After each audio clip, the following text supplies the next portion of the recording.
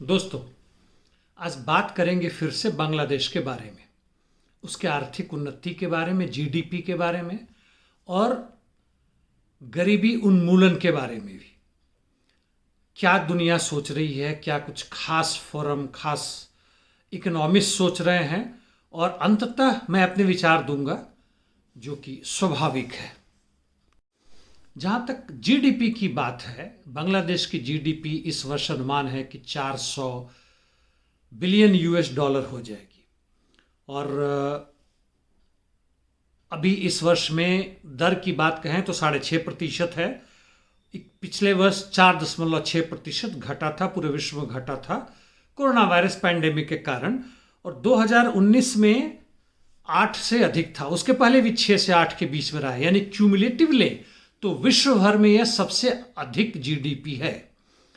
अब आते हैं बांग्लादेश में गरीबी की बात। तो गरीबी भयानक था, इसकी चर्चा मैं पहले भी कर चुका हूं, लेकिन 2010 के बाद से और 20 तक, यानी पिछले 1-2 वर्ष पहले तक का जिसका डेटा हमारे पास है, गरीबी उन्मूलन का जबरदस्त ख्याल रखा गया है, सरकार की तरफ से भी, सरकारी महकमों की मदद से भी, और कई एनजीओ हैं जिनकी मैं चर्चा करूंगा, जिसमें एक का नाम आता है ब्रैक, BRAC, और दूसरा इनका ग्रामीण है। वह एनजीओ ना होने के बावजूद भी एनजीओ की तरह ही काम करता है, और उसका काम है माइक्रो फाइनेंसिंग। मैं इसमें ज़्यादा नहीं जाऊंगा, लेकिन इनके पास भी 2000 कर्मचारी हैं, और पूरे बांग्लादेश में वैसे जगहों पर जाकर यह लोन देते हैं जहां की बाकी सरकारी बैंक नहीं पहुंच पाते हैं, काफ़ी कम दर पे, और छोटे छोटे लोन जिसको हम माइक्रो फाइनेंसिंग कहते हैं वह करते हैं। और साथ साथ इसके साथ कोई ज़्यादा उलझन नहीं होता है,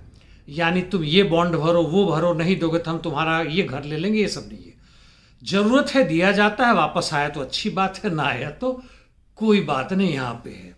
जहाँ तक ब्रैक की बात है, Bangladesh rural advancement committee NGO है जो 1972 में बना था, यानी स्वतंत्रता के तकरीबन 1 वर्ष बाद। और इसका मुख्य काम था कि विश्व भर से जहां से भी संभव है, जैसे उदाहरण के लिए यूनाइटेड किंगडम यानी इंग्लैंड से ये भारी मात्रा में इन्हें डोनेशन मिलता था, पूरे विश्व भर से मिलता है।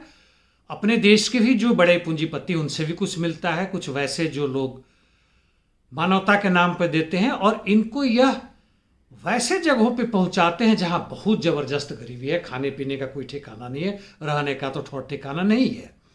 इनके बच्चों को जो स्कूल नहीं जा पाते हैं, उन बच्चों को स्कूल तक भेजना इनका काम है, और इस तरह के इनको इक्विपमेंट्स देते हैं, शिक्षा देते हैं कि ताकि छोटा मोटा बिजनेस कर सके। इनका यह भी कहना है कि पूंजीपति क्या करता है, वह मुख्यतः माल बना के बाजार में डाल देता है, लेकिन ऐसे जगहों में अपने माल नहीं पहुंचा पाता है। तो यहाँ पे मेरे तो यह साफ कहना है कि यह पूंजीपतियों की एक अगली कड़ी है। पूरे विश्व भर में ऐसा हो रहा है, भारत में भी ऐसा किया जा रहा है, हर जगह किया जा रहा है। बाय द वे, ब्रैक का एग्जाम्पल वर्ल्ड इकोनॉमिक फोरम से कहें या वर्ल्ड बैंक से कहें, उन्होंने इसकी काफ़ी तारीफ की है, क्योंकि यह पूंजीवाद के एक हेल्प के रूप में आता है, जहां छोटे छोटे गरीबों को भी काम देता है।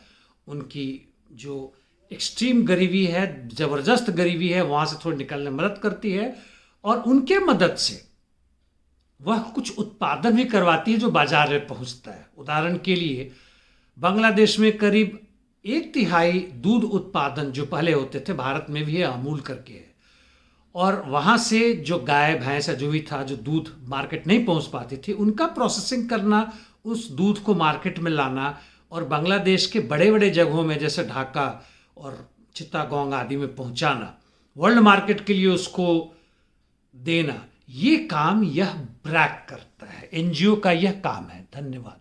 कुछ और भी बातें हैं।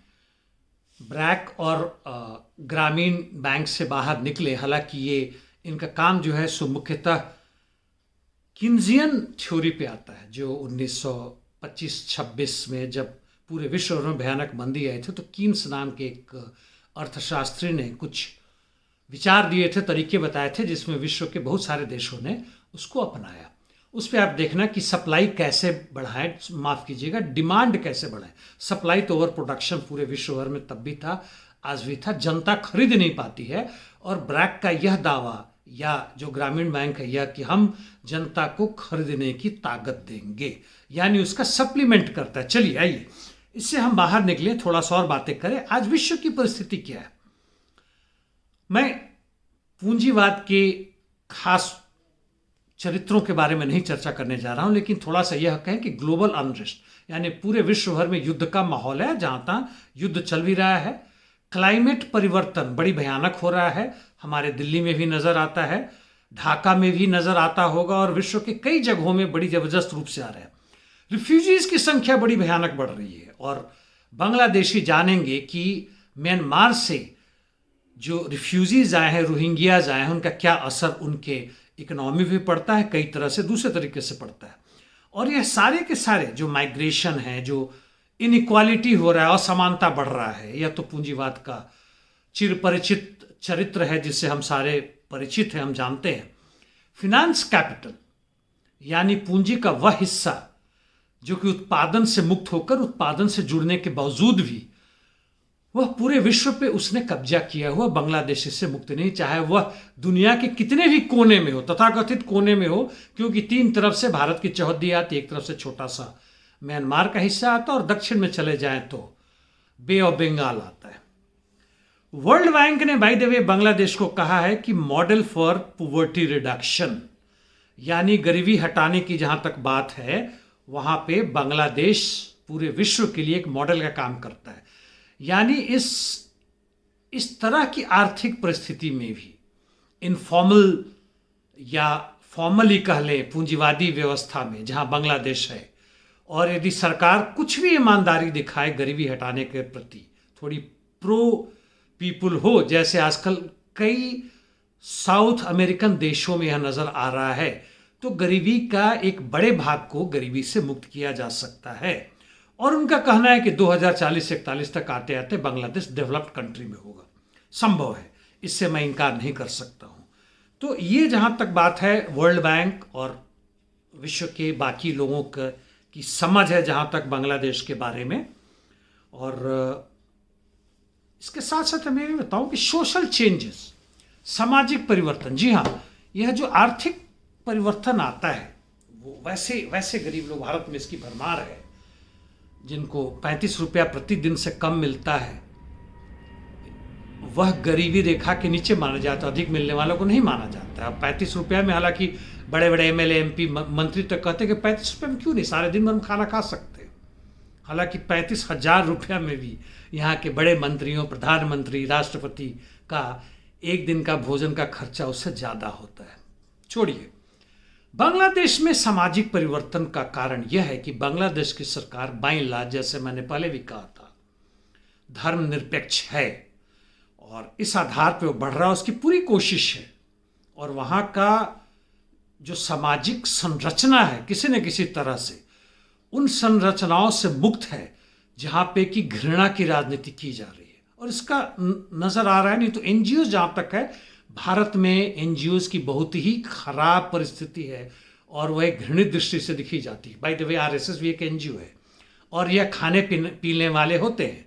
ब्रैक के बारे में मुझे नहीं ज़्यादा पता, यदि बांग्लादेशी इसे सुन रहे हैं, देख रहे हैं, जरूर अपने कमेंट डालें, अपने एक्सपीरियंस के बारे में बताएं, कि ब्रैक के बारे में बताएं, उनकी सरकार वैसे जगहों में गरीबों के बीचों में क्या काम करे इसके बारे में बताएं, शिक्षा किस तरह की शिक्षा दे रही है उसके बारे में बताएं, ग्रामीण बैंक या दूसरे लोग क्या काम करें उसके बारे में बताएं।